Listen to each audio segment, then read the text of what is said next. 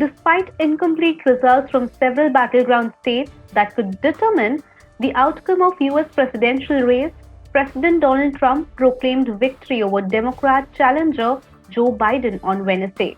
This premature move could set off any number of legal and political dramas in which the presidency could be determined by a combination of court, state politicians, and Congress.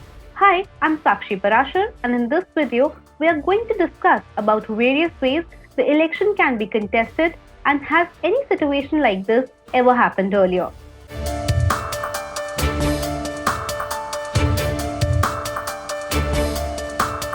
Let's first take a look at the lawsuit.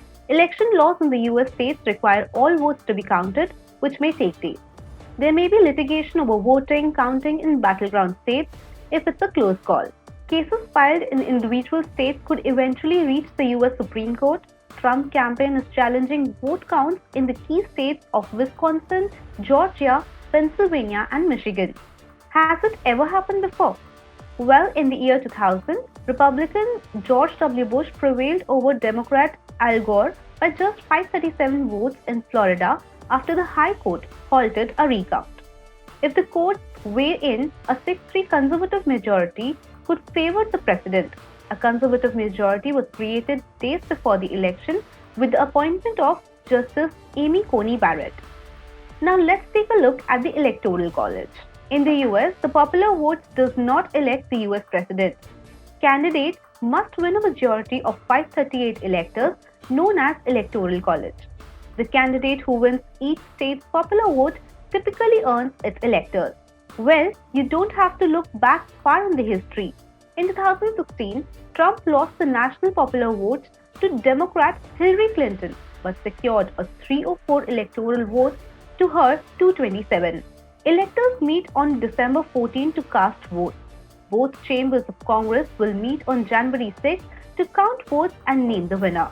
Governors certify results in their states, share information with Congress. Now here's one interesting scenario that lacks clarity.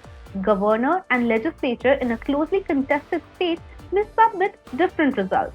Pennsylvania, Michigan, Wisconsin, and North Carolina have Democratic governors, but they have Republican-controlled legislatures.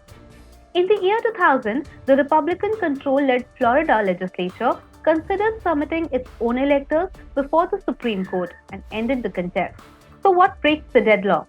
The Electoral Count Act of 1887 says each chamber of Congress will separately decide which slate of dwelling electors to accept. That is, whether to accept governors or the legislature's elector. But presently, Republicans hold the Senate while Democrats control the House of Representatives. If the two chambers disagree, it's not entirely clear what would happen. The Act says electors approved by each state's executive should prevail.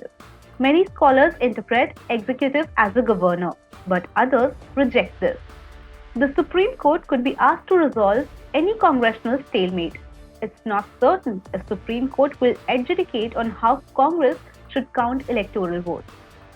Another scenario is contingent election. A contingent election under the 12th Amendment triggers if there is a 269-269 tie after the election and neither candidate is determined to have electoral vote majority. In the latter case, House of Representatives choose the next president, the Senate elects the vice president.